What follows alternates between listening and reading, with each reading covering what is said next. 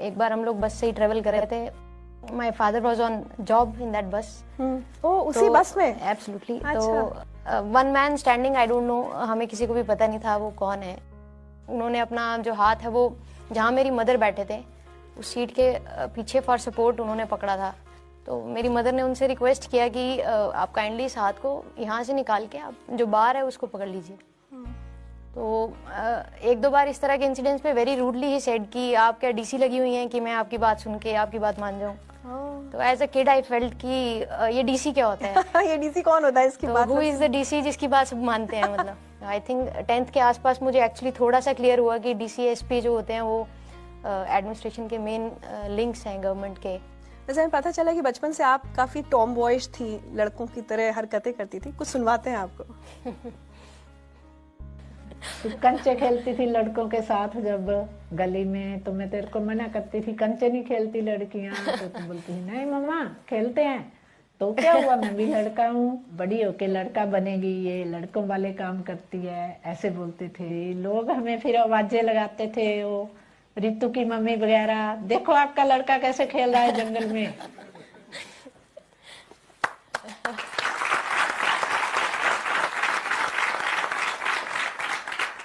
ये बहुत ही मेरी मदर ने बहुत सही पॉइंट किया है कि मैंने वो सारी गेम्स खेली हैं जो लड़कियों के लिए ट्रेडिशनली मना है, जैसे गुल्ली डंडा है, कंचे हैं, कंचे वो बॉल्स लोकल गेम होती है। उसके अलावा पिट्ठू बोलते हैं एक, वो आप स्टोन्स की उसको हिट करके आप भागना है।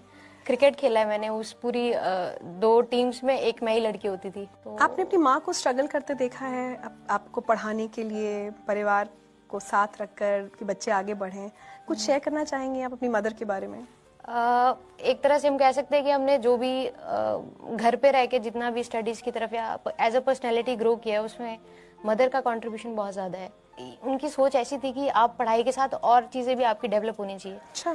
जैसे मैं आपको एग्जांपल दे सकती हूँ कि जब मैं 7th 8th क्लास में थी, मुझे वो बैंक में पैसे डिपॉजिट करने भेज देते थे अकेले। 1-2 बार मेरे साथ गए होंगे। तो उनका आइडिया ये था कि आप बाहर जाओगे, उसी तरह से आप सीखोगे, उसी तरह से आप में कॉन्फिडेंस आएगा। शालिनी, मुझे ऐसा लगता है कि जो लड़कियां बहुत आगे बढ़ती हैं, माँ का तो रोल होता ही है अपने बच्चों की जिंदगी में। Specially for girls I would say father एक बहुत इंपॉर्टेंट फैक्टर होता है, क्योंकि कई बार लोगों के घरों में जब सुनते हैं कि पिता ने फैसला कर लिया कि नहीं आगे और नहीं पढ़ना है, शादी करनी है, तो आप कितना रेजिस्ट कर लोगे? आप आज जहाँ हैं उसमें अपने फादर की कितनी भूमिका आप मानती है? फादर की भूमिका कह सकते हैं कि हमारा जो जैसे स्पाइन होती है बॉडी में, उस तरह फादर है। तो उसका इससे अच्छा मैं कोई तुलना मेरे दिमाग में आ नहीं पा रही है। बहुत बड़ी बात। बट मैं आपको बता सकती हूँ कि अगर मैंने उनसे कभी कहा हो कि मुझे किसी पर्टिकुलर चीज़ के लिए 10 रुपये चाहिए, तो उन्होंने ट्राई किया होगा कि मुझे 15 दे, कि कोई कमी नहीं होनी चाहिए आपकी लाइफ में। चाहे वो अपने लेवल पे कितना भी उनको बहुत सारी अपनी इच्छाएं हैं, बहुत सारे उनके ड्रीम्स रहे होंगे, वो उन्होंने बिल्कुल साइड ट्रैक करके स्पेशली हमारे पढ़ने के लिए और एक्सपोजर के लिए कभी भी किसी भी तरह का मतलब ना उनके मुंह से हमने सुना नहीं। क्या बात। शालिनी, आपसे कोई मिलने आया?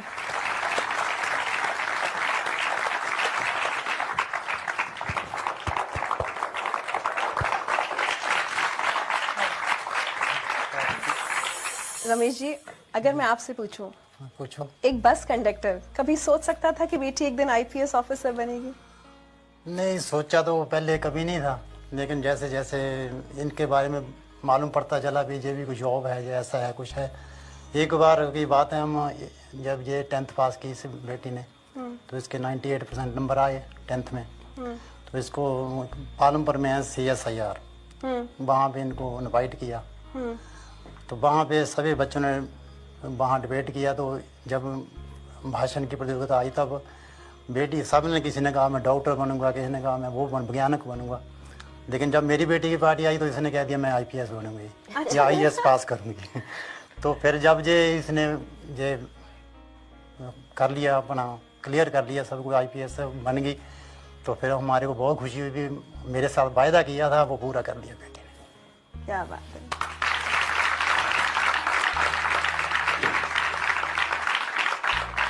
रमेश जी, इनकी ग्रेजुएशन के दौरान ये होने लगा था कि अब शादी कर दो लड़की की, रिश्तेदार, अड़ोसी पड़ोसी? बिल्कुल। गांव में जाना तो उन्होंने कह देना ये आप बेटियों को बाहर पढ़ा रहे हो, ऐसा कर रहे हो, उनकी बातें भी सुन लेना, नहीं जवाब देना कोई भी, हाँ ठीक है कर देंगे। तो फिर लेकिन बच्चों को बोलना आप पढ़ो। क्या बात, बहुत बढ़िया बात, बहुत बढ़िया।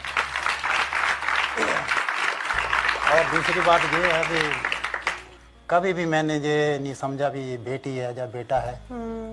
ग्रेजुएशन करते करते फिर ये सोच लिया था यूपीएससी की तैयारी करनी है?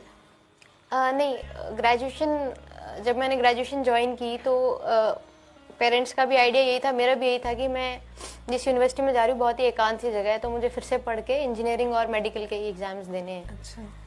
तो वहाँ जाके फिर मैंने सीरियसली जब अपने आप को सोचा तो वही बैक ऑफ द माइंड हमेशा से था कि यूपीएससी क्या होता है, डीसी क्या होता है। वो बचपन की बात गई नहीं वो फिर से ध्यान में आई और फिर मैंने अपना टाइम जितना वैसे दोस्तों के साथ निकलता था, एक्स्ट्रा टाइम सारा इसी सर्च में मैंने लगा दिया कि ये यूपीएससी क्या होता है। तो मैगजीन्स, न्यूज़पेपर्स, इंटरनेट, जहाँ से भी मुझे कोई इन्फॉर्मेशन मिलती थी इसके बारे में मैंने कलेक्ट करने स्टार्ट कर दी।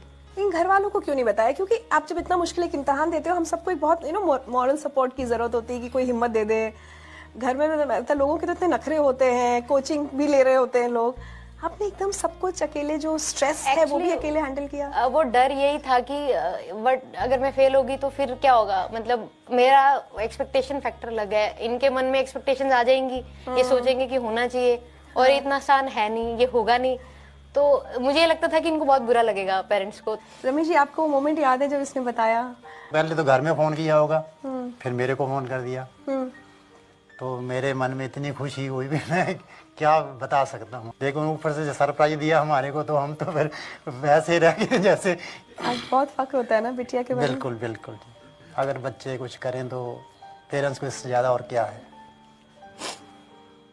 और हमने सोचा था भी हम तो जैसे तैसे कुछ पढ़े या नहीं पढ़े, जॉब मिल गई कर ली, अगर बच्चे अच्छा करते हैं तो इससे ज़्यादा क्या खुशी होगी, हमारे को बहुत ज़्यादा खुशी होती है। मेहनत की है इन्होंने और मेहनत का फल मिला है।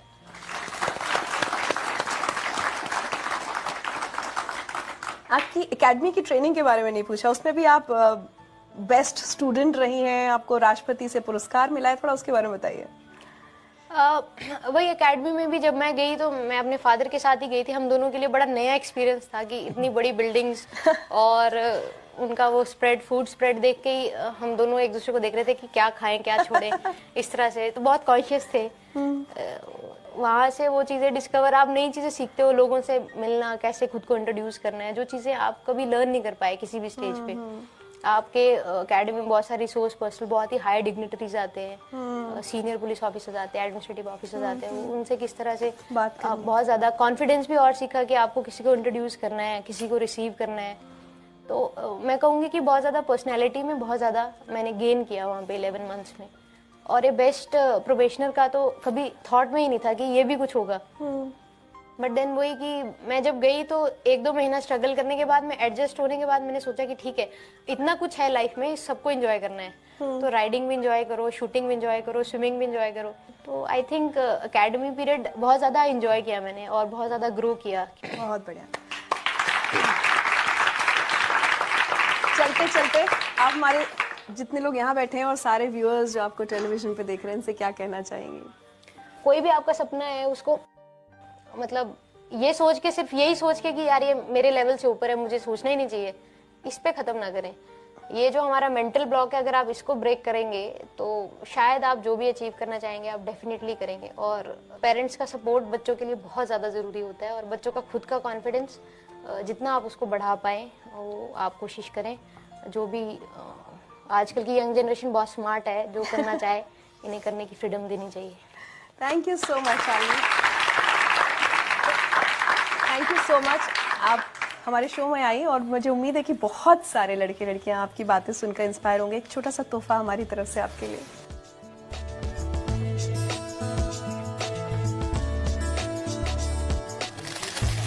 वाह, थैंक यू सो मच।